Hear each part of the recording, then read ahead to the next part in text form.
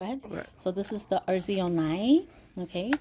Sometimes when this is too loose and it's not turning, this thing right here, you have to find the screw right here, in there. You see it?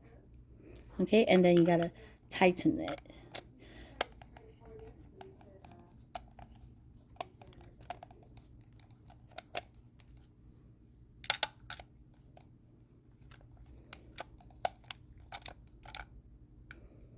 And now it's a little tightened now. Okay, you want to do that until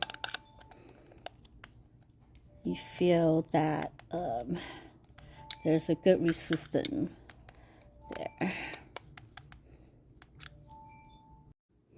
Okay, so I tightened this enough, and then now it's turning. When I move this, now it's turning this piece.